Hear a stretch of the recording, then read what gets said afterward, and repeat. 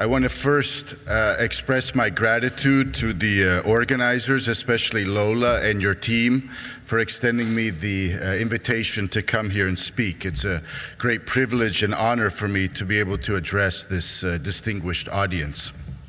I also want to thank Bishop Mbatia from Kenya for celebrating Mass this morning. It was the perfect way to begin the day, and I'm honored to be able to meet you as well. President Kast, dear friends, ladies and gentlemen, I made the drive yesterday from Zagreb, just 3 hours, and feel very fortunate and safe to be in Hungary speaking about these topics. I want to express also my admiration to the Hungarian government for leading by example. Many people are watching around the world what is happening here in your country, and we are inspired in neighboring Croatia by your success. So I would just encourage you to keep the fight.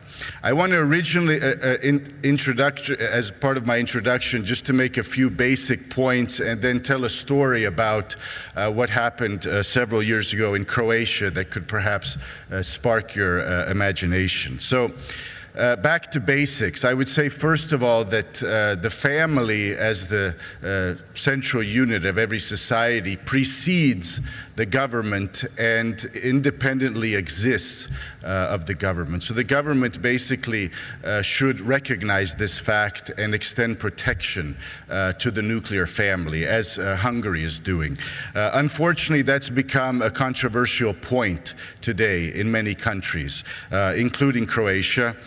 We joined the European Union in 2013, the last member to join, and most of this ideological pressure, Pope Francis uses the term ideological colonization. It really, I think, is a good term. These pressures are coming mostly from Brussels and also from various actors in civil society who have been able to, in an artificial way, create a parallel world where these NGOs have very little support among the population, but they are very visible in the media, have allies, and are very loud in promoting, I would say, an anti-human agenda. So that's what we're dealing with. It's the same pattern in many of our countries.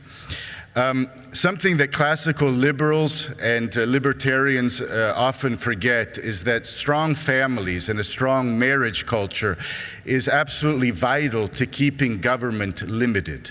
Wherever the marriage culture weakens and the family declines, we have a growth in government. So I think this argument has been lost by many people who have been allies of ours in the past, and we have to make this point repeatedly, that in order to keep government small and its interference in our lives reduced, it's necessary to have strong families. It's that simple. If the family structure collapses, someone must fill the void, and it's usually the government, and it doesn't do a very good job. We see this in many places, including the United States. My background, personally, I did grow up in the United States. I live in Croatia now, and I'm a member of parliament. So this title, Transatlantic Summit, I feel very comfortable with this. I know quite a lot about both sides of the Atlantic, and I think it's important to meet at events like this and exchange experiences and how to move further. It's important to strategize. The left is very good at this. They're always, so to speak, ahead of the curve, and we're always seemingly playing defense. And I would say one more thing before I tell this story about Croatia. It's that politics is downstream from culture. So in the end, it's culture which really determines the fate of every nation. And I say this as a member of parliament. I'm in politics now on a daily basis, but culture is really what matters most. And we should keep this in mind. We should not yield an inch to the left on these questions, these central questions. What is the human person? What is the family? What is moral and what isn't? We should not yield to the left, because the truth, frankly, is on our side. And if they are so willing to be dedicated to their cause, we on our side should be even stronger in defending what matters most. We're fighting for our children. That's really what matters most in the end. So that's just something to keep in mind. And because culture is important, and most important, it is there's a sign of hope in Croatia. For example, the March for Life is growing every year in more and more cities. I attended just 10 days ago the March for Life in Zagreb. It was a huge event. I was one of the older participants. Most of them are under 30, so they're very young, and it's growing. And the media is simply having to recognize this. In the beginning, several years ago, when this was something new and unseen in Croatia, the media was trying to bully us and portray this as something very controversial, very negative. That has more or less stopped. So now it's just simply recognized as a natural gathering of people who believe in the sanctity of life from conception to natural death. And this is a lesson that if we persevere and work together and continue in making our voices heard, the world around us will adapt. They can't help but adapt. They may not like it, they may still be hostile, but they will learn to adapt, just like the European Union has to adapt to Viktor Orban and his policies here in Hungary. They may not like it, but it's, I think, clear to everyone that his government has the support of the people and is here to stay, and we can learn from his example. So my story, just briefly, is about a marriage referendum that took place in Croatia in 2013. My friend and colleague Ladislav Ilčić, who's here in the audience, knows a lot about this initiative. He was involved from the very beginning. And the story is quite simple. There wasn't a lot of money behind this initiative.